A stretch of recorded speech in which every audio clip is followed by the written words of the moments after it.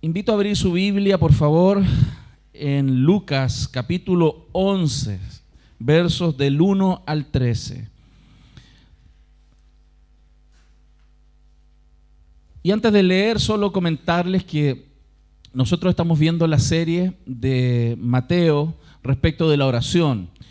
Sin embargo, desde la semana pasada, cuando hicimos la primera enseñanza de esta serie, referencié el texto que vamos a leer hoy de manera más profunda y específica, debido a que es un relato paralelo en uno de los evangelios, ¿cierto?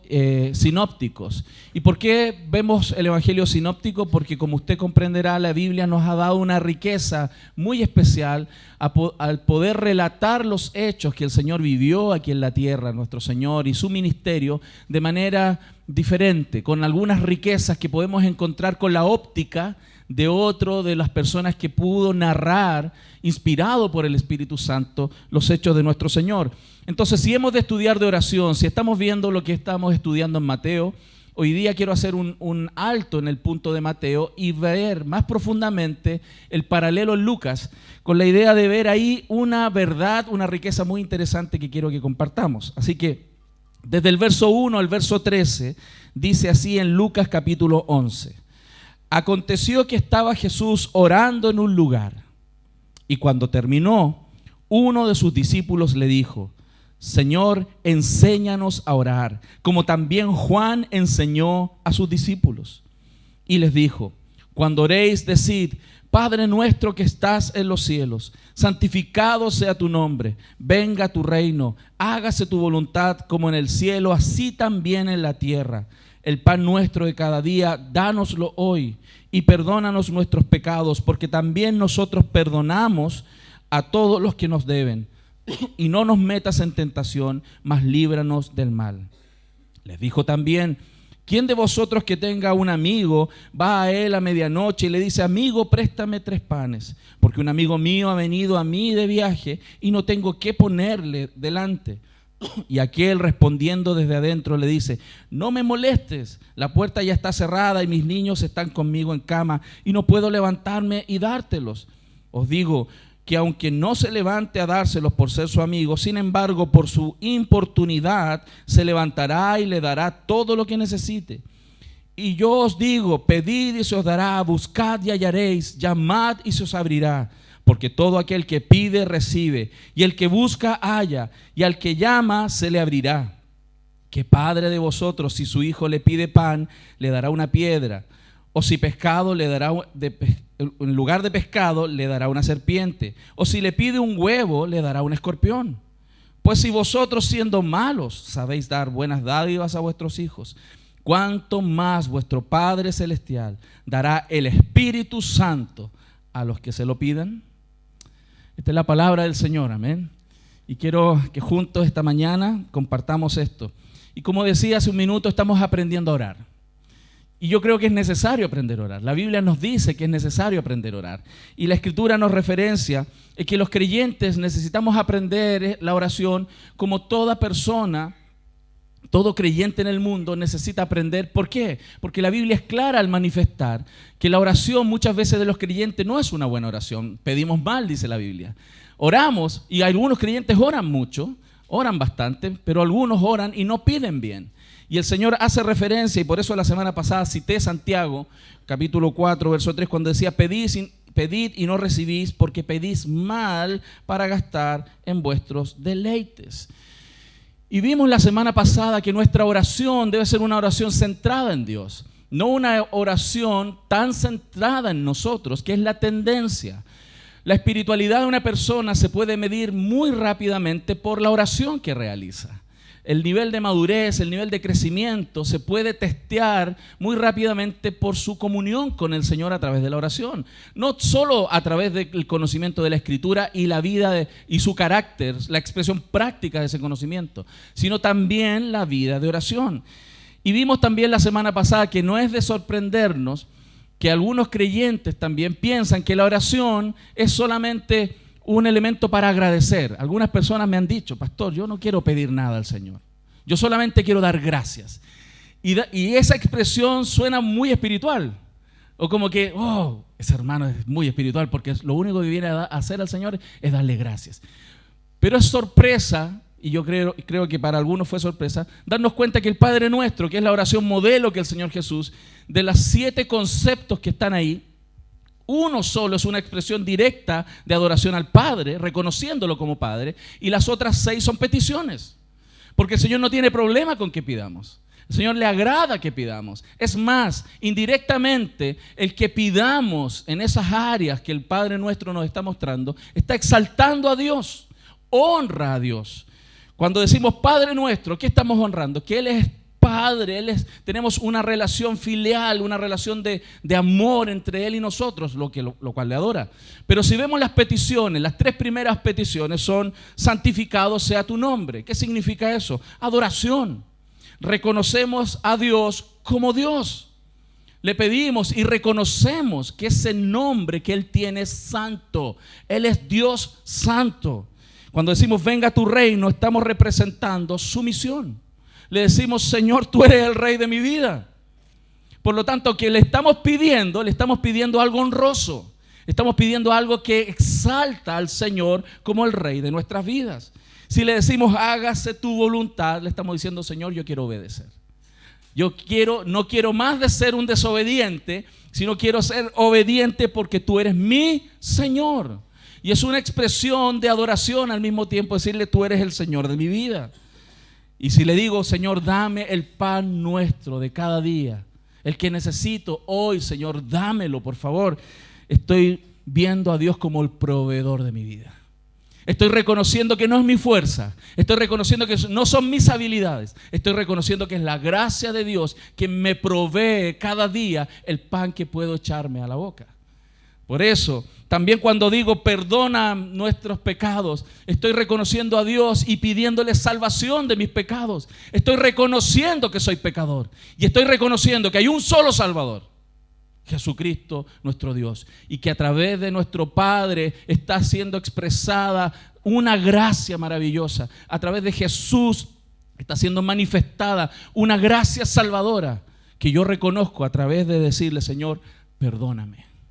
Al mismo tiempo, cuando le digo y le pido: Señor, no me metas en tentación, ayúdame, Señor, a no caer en esas tentaciones, estoy rogando a un Dios protector. Estoy rogándole y reconociendo que el que me puede ayudar a no caer en tentación es Dios. Por mucho que yo disponga mi vida, por mucho que tenga actitudes de autocontrol, no, Señor, te lo juro por este puñado de cruces que no peco más. Hay algunos que prometen, ¿no? Señor, así te lo juro, que no voy a nunca más ofender a mi esposa, que nunca más llego atrasado a la iglesia. Aló, te lo juro. Necesitamos a Dios. Y la oración, hermanos, es una necesidad tan profunda. Y por eso hoy día quiero que veamos Lucas, que esta oración que vemos aquí, que este contexto que estamos viendo, donde se relata ópticamente la misma narrativa, miremos algunas riquezas muy importantes que me gustaría que aprendamos en este día. Primero, cuando vemos el contexto de esta oración, cuando vemos lo que está sucediendo en ese lugar, vemos al Señor Jesús orando. Ya tenemos que aprender algo de eso. Si el propio Señor Jesús pasaba tiempos en oración, ¿cuánto más nosotros? Si el Señor oraba horas, hermanos, ¿cuánto más nosotros? Y qué tremendo que en el mismo contexto, cuando vemos que el Señor se apartaba a orar y Él vuelve de una oración, hay una inquietud en aquellos que le siguen. Aquellos que le siguen, quienes observaban al Señor orando, le dijeron: Señor, enséñanos a orar. Enséñanos a orar como Juan enseñaba a sus discípulos. ¿Y por qué tiene que ser así? Porque tiene que haber un reconocimiento en nosotros que no sabemos orar, que necesitamos. Si nosotros tuviésemos la oportunidad de mirar profundamente esta oración, si pudiésemos mirar la oración de Jesús, incluso oraciones inspiradas por Dios que están en la Biblia, nos daríamos cuenta que muchas de nuestras oraciones necesitan ser corregidas y que necesitamos aprender a orar. Si alguien le pregunta: hermano, ¿puede orar? La mayoría de nosotros dice amén, así rápido, y oramos. Y no siempre reflexionamos si nuestra oración está bien hecha. Y por eso el Señor les enseña a a orar. Reconocer que necesitamos aprender a orar es una prueba de humildad en nosotros. Podemos llevar años de cristianos y no orar bien, y no orar como Dios quiere que oremos, y estar pidiendo mal. Por eso es tan importante revisar esta maravillosa oración que el Señor nos manifiesta. ¿Y por qué es tan importante?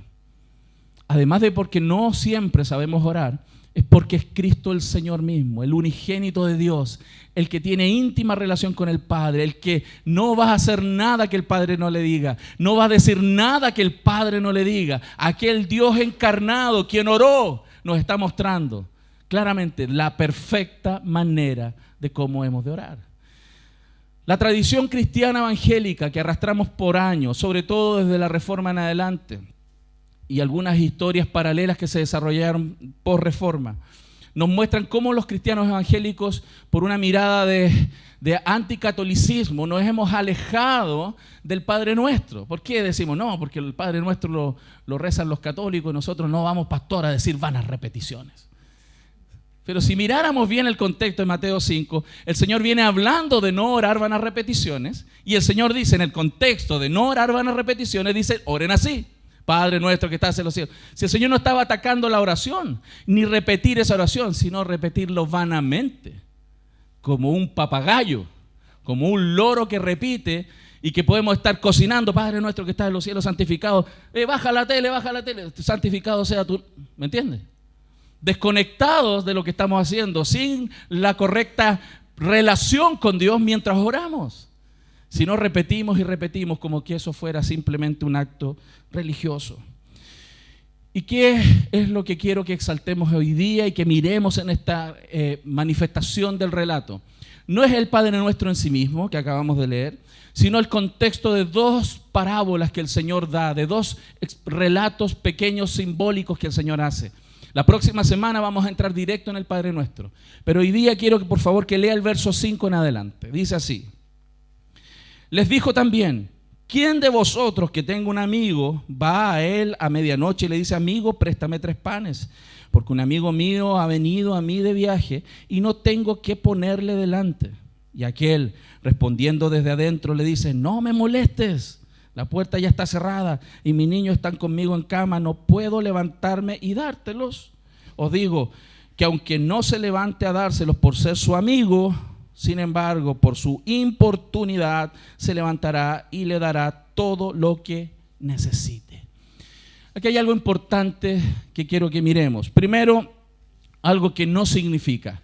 ¿Por qué voy a decir lo que no significa? Porque hay algunas corrientes de interpretación, algunas predicaciones que nacen de este texto y que usted las puede escuchar por ahí, que utilizan una forma de interpretar el texto que están exaltando la insistencia, la persistencia, que aquel que ora tiene que ser como aquella persona que, a pesar que le dijeron que no, insiste, porque da la impresión entonces que por la insistencia, por el empujar en la oración, a aquella respuesta del Dios que está supuestamente involucrado en este relato, va a ser efectiva para nosotros. O sea, el que tú insistas, el que tú le digas: Señor, pero por favor, Señor, por favor, Señor, por favor, y al otro día en la mañana: Señor, te lo ruego, Señor, te lo ruego, Señor, te lo ruego, el Señor va a hacer lo que nosotros le estamos pidiendo.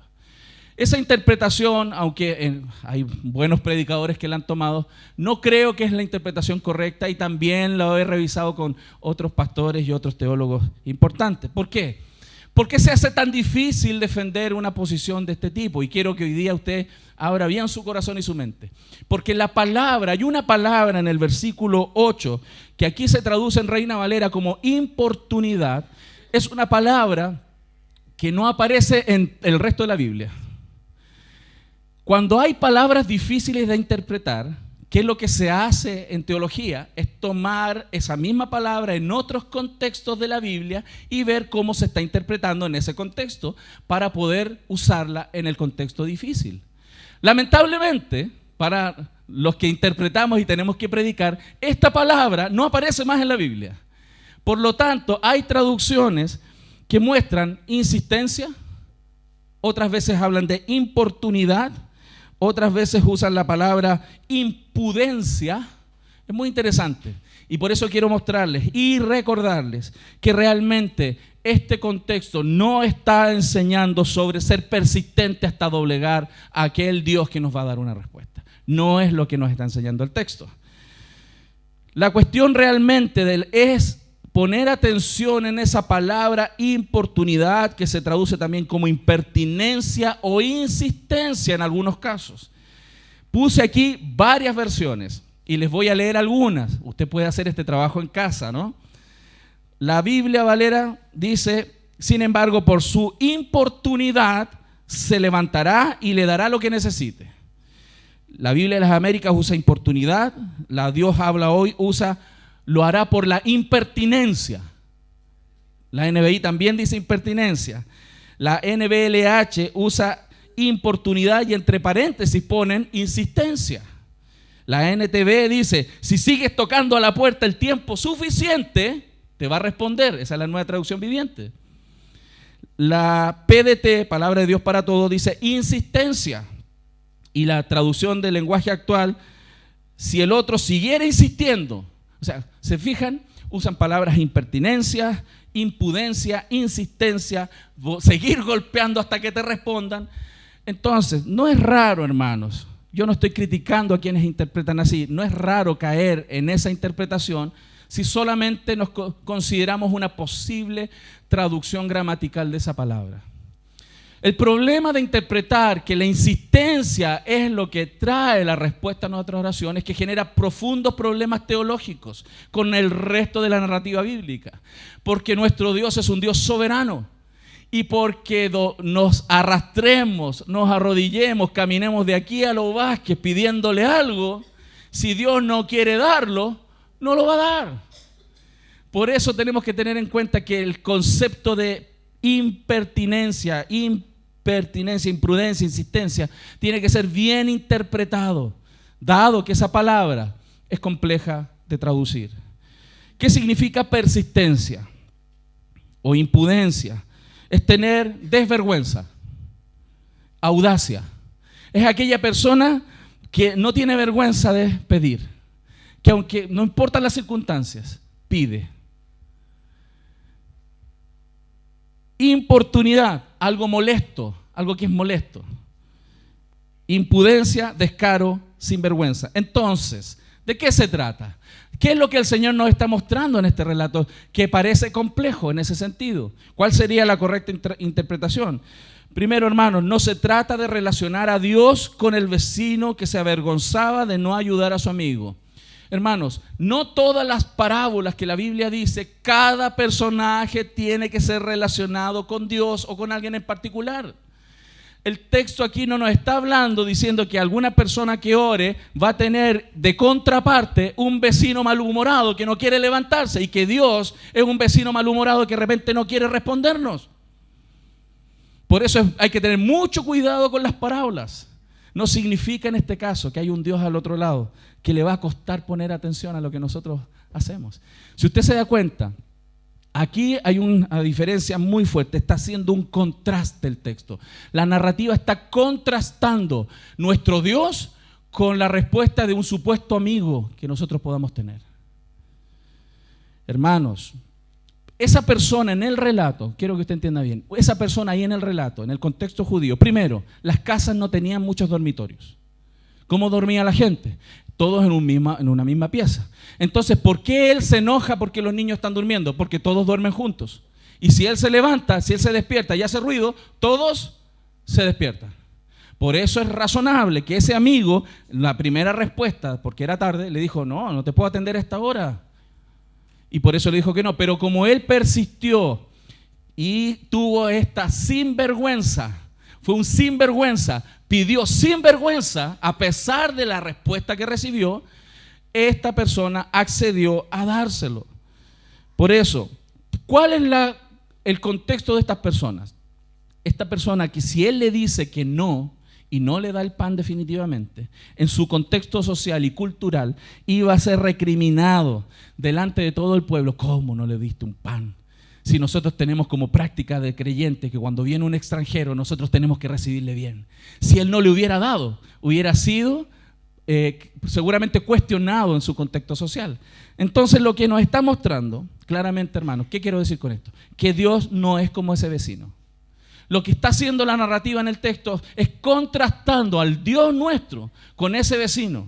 Hermanos, Dios no se compara con un vecino que es dormilón, que está durmiendo y que no quiere levantarse. Dios es un Dios que nunca duerme. Dios no duerme. Entonces no puede usted interpretar el texto de esa persona como que fuera Dios. Es un Dios cuya puerta nunca está cerrada. Nosotros tenemos un Dios 24/7.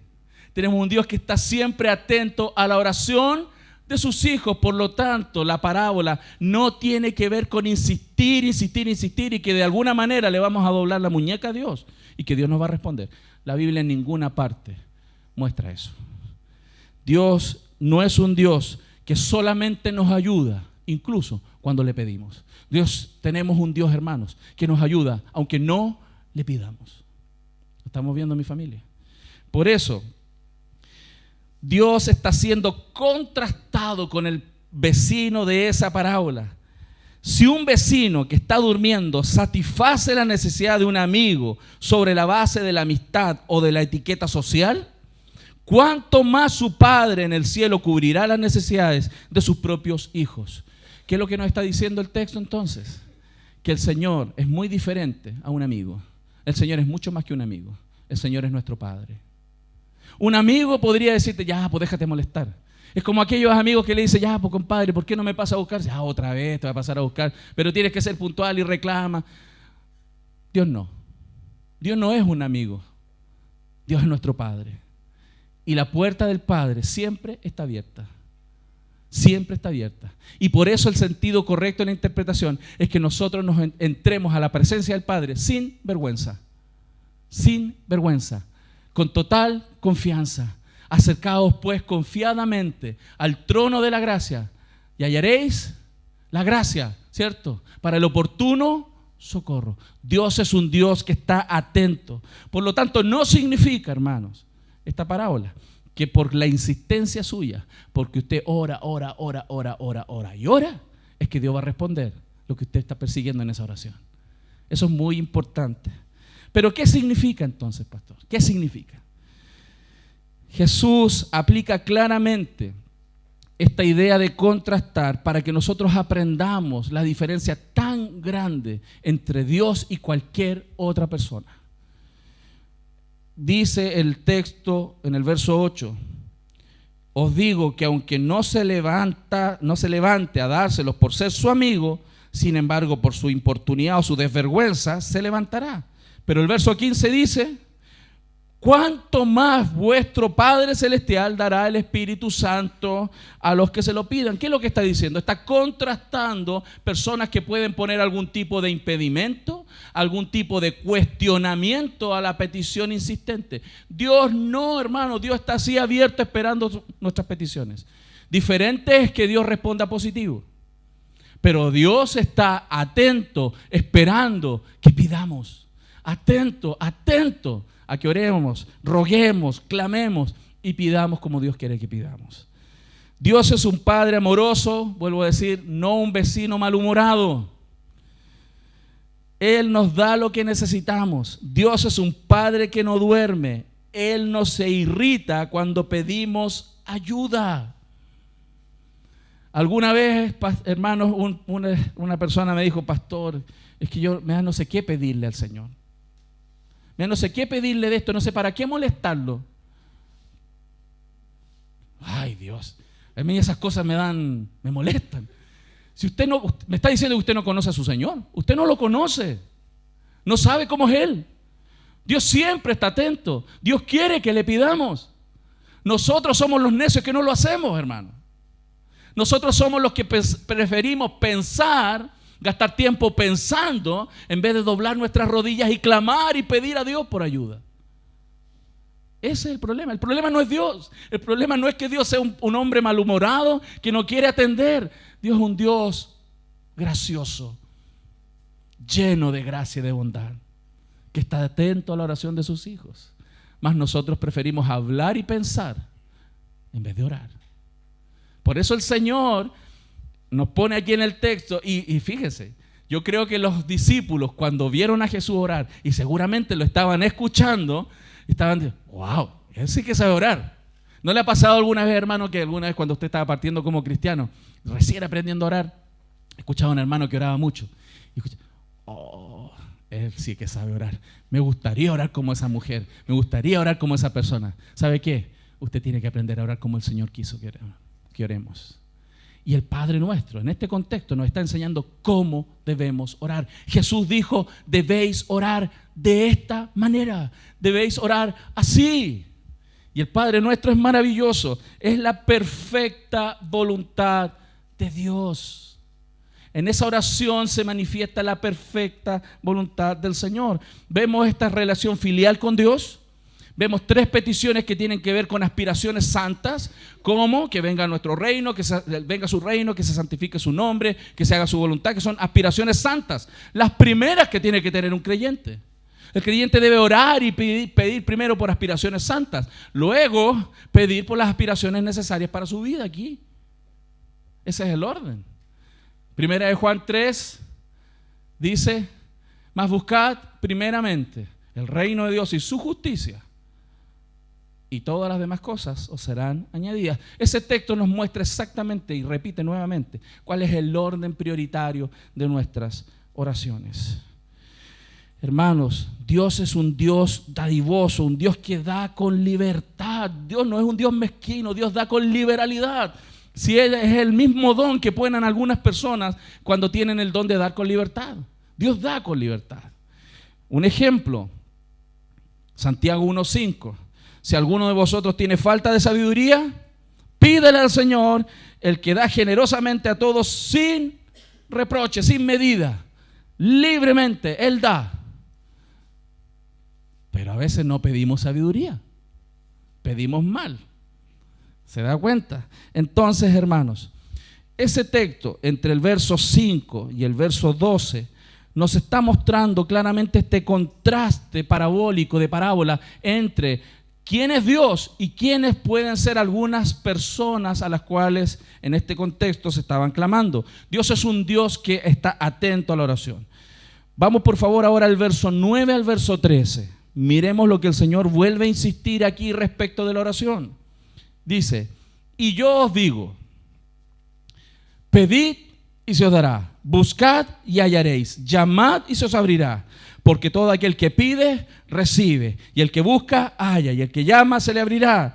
¿Qué padre de vosotros, si su hijo le pide pan, le dará una piedra? O si pescado, en lugar de pescado, le dará una serpiente? O si le pide un huevo, le dará un escorpión? Pues si vosotros, siendo malos, sabéis dar buenas dádivas a vuestros hijos, ¿cuánto más vuestro Padre Celestial dará el Espíritu Santo a los que le pidan? ¿Qué vemos aquí? Cuando la palabra dice, yo os digo, el que dice es el Señor. Y el Señor nos está diciendo que tenemos que pedir, que tenemos que buscar, que tenemos que llamar. No es el pastor Arturo el que le está invitando a pedir, a llamar y a buscar. Es el propio Señor Jesús quien clama a su pueblo y le dice, pidan, hallen, busquen, llamen. Es lo que el Señor nos está pidiendo. Nos enseña, hermano, nos enseña claramente cuál es la motivación correcta de las oraciones. Pero vuelvo a repetir, no nos está enseñando que por seguir golpeando y golpeando y golpeando, Dios abre la puerta. Lo que está hablando tiene que ver más con relación, con confianza, con no tener vergüenza de estar en la presencia de Dios clamando. No nos está enseñando, hermanos, que la meta de la oración es presionar a un Dios que está poco dispuesto a responder nuestras oraciones. No está enseñando eso. ¿Qué es lo que significa? Que ser padre, hermanos, el que Dios sea padre, es mucho más que ser un amigo. Hay personas que me dicen, el Señor es mi amigo. Muy bien, no lo encuentro malo. Pero no crea que el amigo es mejor que un padre. Y mejor que el Padre que tenemos. Dios nuestro Padre, que es capaz de dar a su propio Hijo ¿cómo no nos dará juntamente con Él todas las cosas? Dice Romanos. Por eso, esta segunda parábola está mostrando a este padre y a un padre que le da a sus hijos. Le está diciendo, el vecino, la primera idea, la primera parábola es un vecino que no va a dar fácilmente. Pero el padre, el ejemplo del padre, es un padre que te dice, solo pide y yo daré. Busca y vas a encontrar. Llama y se te va a abrir. Y yo te voy a enseñar. Pedid y se os dará, buscad y hallaréis, llamad y se os abrirá. Esta es una historia sobre la amistad que se convierte en filiación paternal. Es una relación que va más allá de solo mantener una relación esporádica con alguien. Es mantener una relación filial con un Dios que nos ama.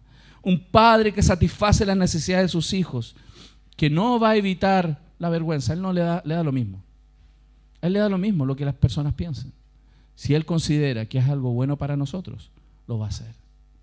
Dios lo hace.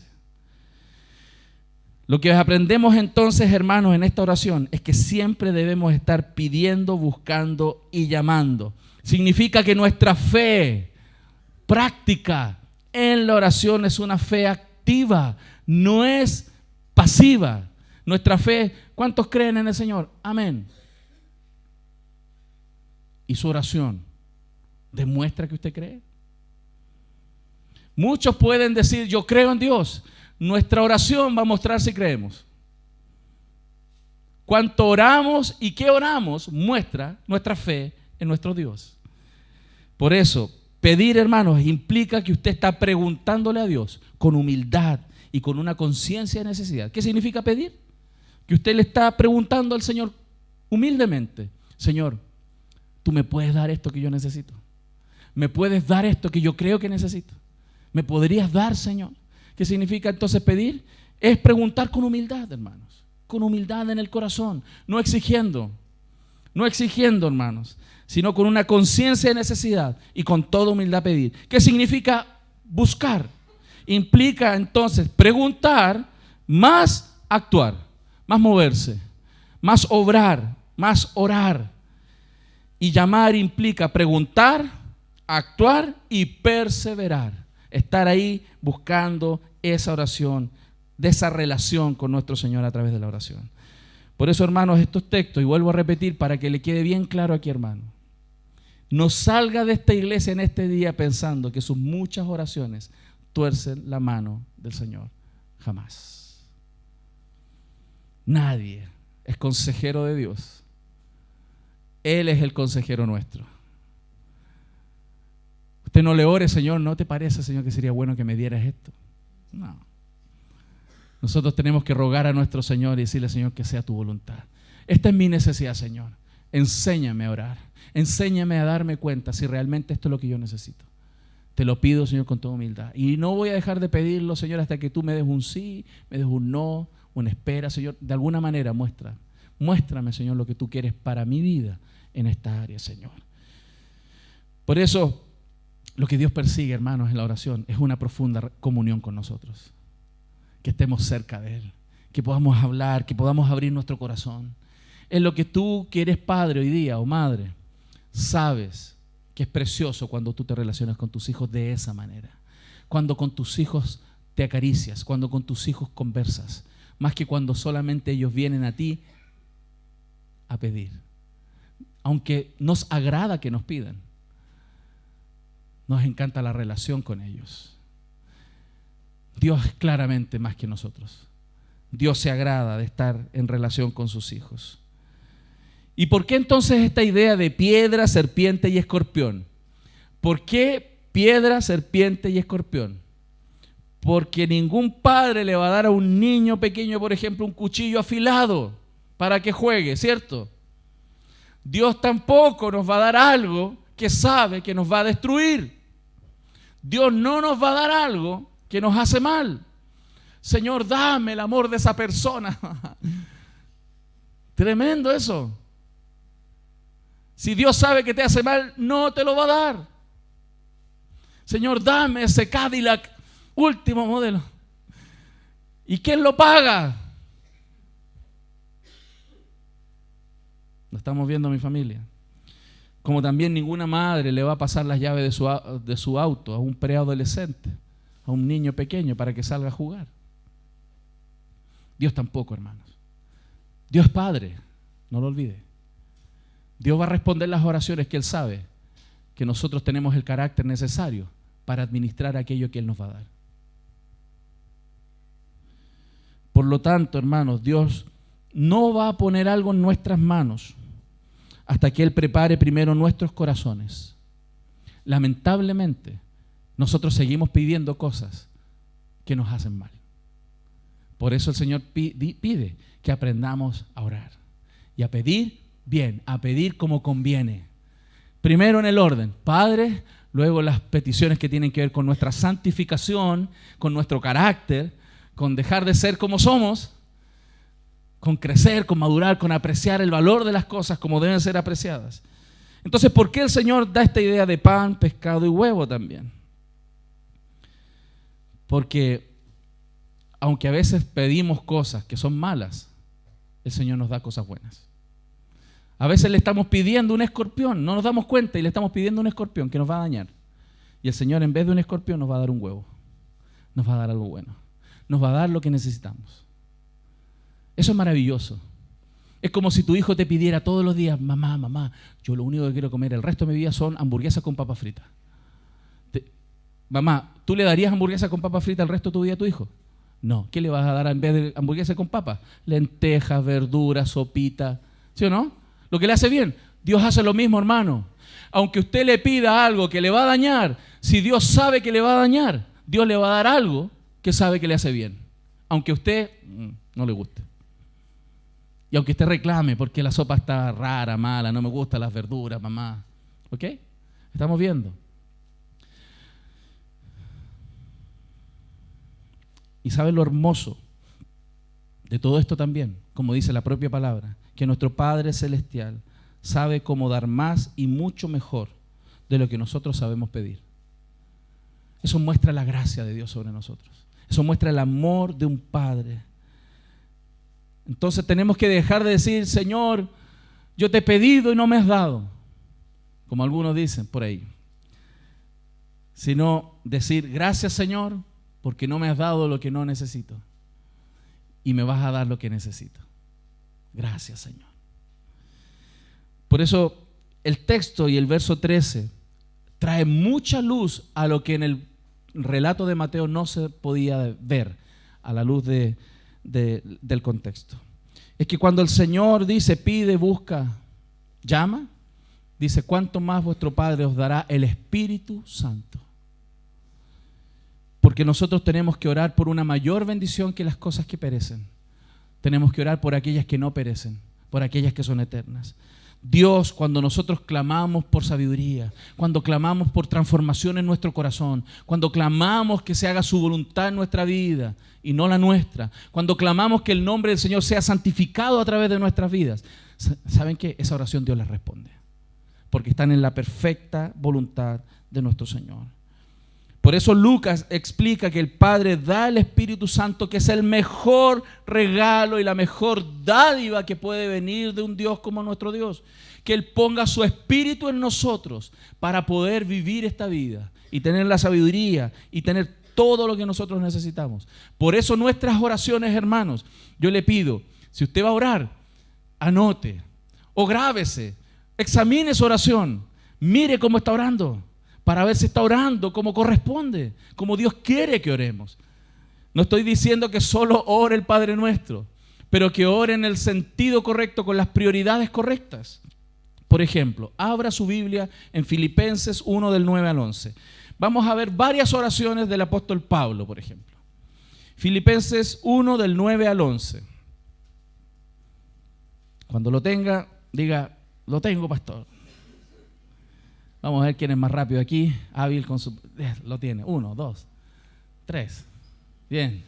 Dice así, miren el apóstol Pablo orando en la cárcel. Dice, y esto pido en oración. Miren la petición del apóstol. Y pido en oración que vuestro amor abunde aún más y más en ciencia y en todo conocimiento, para que aprobéis lo mejor. a fin de que seáis sinceros e irreprensibles para el día de Cristo, llenos de frutos de justicia que son por medio de Jesucristo, para gloria y alabanza de Dios. Si usted se da cuenta, en todo el contexto en Filipenses, la oración del apóstol es para madurez de los creyentes, para que sean fortalecidos en su relación con el Señor, para que sean un ejemplo de vida en este mundo, para que el Señor sea glorificado a través de la vida de esos creyentes. No, hermano, no pidió porque no les faltara pan, no pidió porque les pasaran una casa nueva, no les pidió porque les tuvieran una mula nueva para salir a pasear, no habían autos, ¿cierto? Él pidió, hermano, por las cosas que son más valiosas, por las cosas espirituales. Y no estoy menospreciando lo material. Dios pone el orden correcto simplemente. Porque las cosas materiales nos hacen perder de vista la belleza y la hermosura de nuestro Dios. Nos deslumbramos con un auto nuevo, nos deslumbramos con una casa nueva, nos deslumbramos con un novio nuevo. ¡Oh! Este es el que te va a hacer sufrir igual que el otro.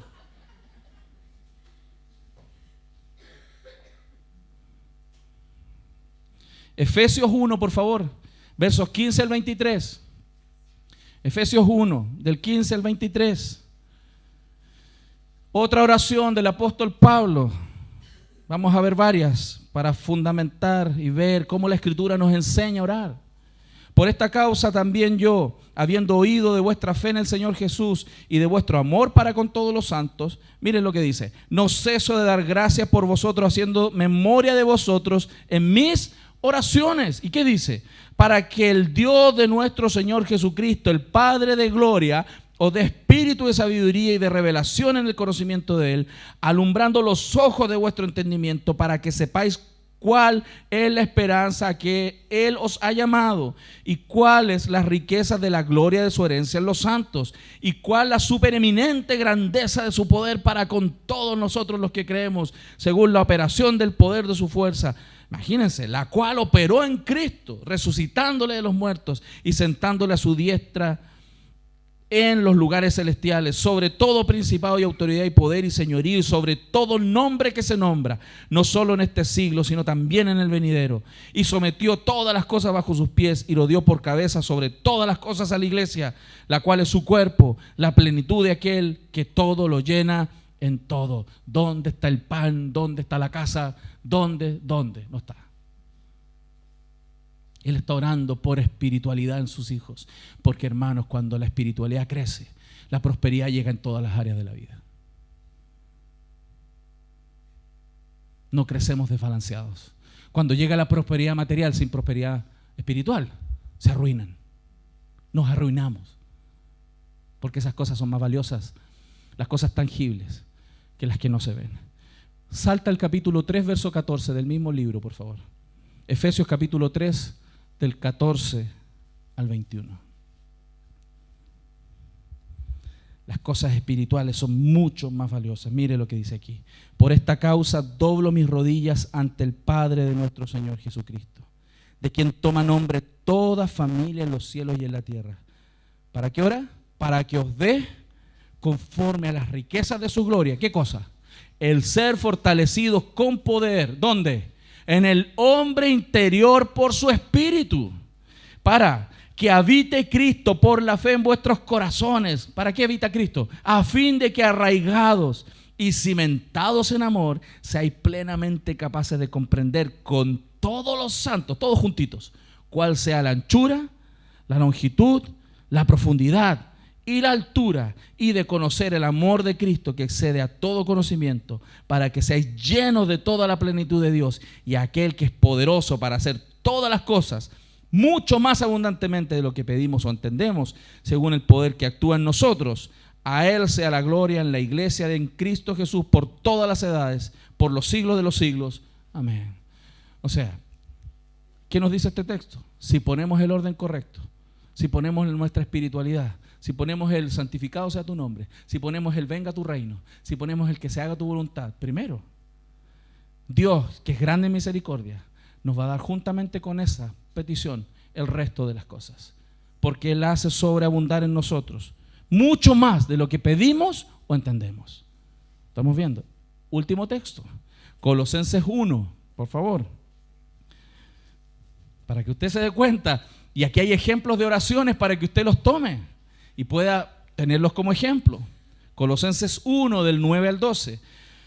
Por lo cual también nosotros, desde el día que lo oímos, esto está hablando sobre cierto crecimiento de la iglesia, no cesamos de orar por vosotros y de pedir que seáis llenos del conocimiento de su voluntad en toda sabiduría y inteligencia espiritual.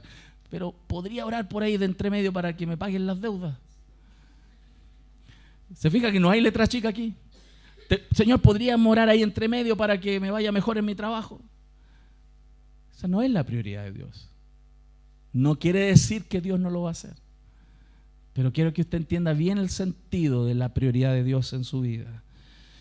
Para que andéis, ¿para qué quiere que crezcamos en sabiduría e inteligencia? Para que andéis como es digno del Señor, agradándole en todo y llevando fruto en toda buena obra y creciendo en el conocimiento de Dios, fortalecidos con todo poder, conforme a la potencia de su gloria, para toda paciencia y longanimidad, con gozo, dando gracias al Padre que nos hizo aptos para participar de la herencia de los santos en luz. ¿Qué hemos visto hasta aquí, hermanos? Que aquella oración que el Señor enseñó, que aquella oración que es un modelo perfecto, debe abrir nuestra mente y nuestro corazón a entender la meta de Dios. La meta de Dios. Dios quiere ser honrado y alabado a través de nuestras vidas. La Biblia dice que fuimos creados para alabanza de su gloria. Y la mejor manera de alabarle es orar a Dios de la manera correcta. Es honrarle primero como Padre. Es clamar para que su vida y su reino sea establecido en nuestras vidas. Pero también pedirle por todas aquellas cosas que necesitamos. Dios se agrada de eso. De esa manera. Solo para terminar, algunos comentarios. Cuando le dice la Escritura, ¿cuánto más vuestro Padre? Es una invitación al mismo tiempo a pensar y a imaginar. Pero también a reconocer nuestra limitación, que Dios nos va a sorprender. Dios va a hacer muchas cosas más de las que le estamos pidiendo. Cuando usted vive en comunión con Dios, cuando usted vive profundamente en relación con Dios, usted va a poder ver cómo Dios está obrando en su vida y lo va a apreciar. Y se va a dar cuenta que de verdad Dios está haciendo mucho más de lo que usted se imaginó. Cuando usted ora en profunda comunión con Él. Cuando pedimos pan, porque a veces necesitamos, ¿cierto? Las cosas materiales. Y si estamos pensando en pequeño, Señor, dame el kilito de marraqueta que necesito todos los días. Cuando usted está en comunión con Dios, pierda cuidado, que Dios va mucho más allá también que la marraqueta calentita. Porque Dios es Padre. No estoy hablando aquí de falsas expectativas de la teología de la prosperidad. Estoy hablando de la verdad de un Padre que prospera y bendice a quienes ama. Amén. Por eso, hermanos, no se trata entonces de torcerle la mano al Señor. No lo va a lograr jamás. Ni aunque hagamos 20 cadenas de oración. No, eso no funciona. Por eso, hermanos, si nosotros confiamos en nuestra organización, en que nos pongamos de acuerdo para orar, si confiamos en nuestra organización, vamos a obtener lo que la organización puede dar. ¿Ok? Cuando contamos y confiamos en la educación que tenemos, por ejemplo, vamos a obtener lo que la educación nos puede dar. Cuando confiamos en nuestros recursos, vamos a obtener lo que nuestros recursos nos pueden dar. Pero cuando oramos y confiamos en Dios, vamos a obtener lo que Dios puede dar. ¿Vemos la diferencia grande? Lo estamos viendo, mi familia. Entonces, la mayor bendición en la oración consiste en recibir esta respuesta y esta comunión con el Señor. Y esa respuesta que da Dios para aquellas personas en las cuales Dios puede confiar. Si hemos de pedir por alguien que está a punto de morir, ¿cuál debiese ser nuestra petición? Que su corazón se abra para encontrar el rostro de Jesús. Segundo, si es tu voluntad, Señor, que se quede con nosotros. ¿Lo estamos viendo, mi familia? A Dios le importa más la espiritualidad de las personas que darles algo que ellos necesitan para esta vida. Y no significa entonces que eso no es importante. Significa que está por debajo de la importancia de lo que Dios ha puesto como importante.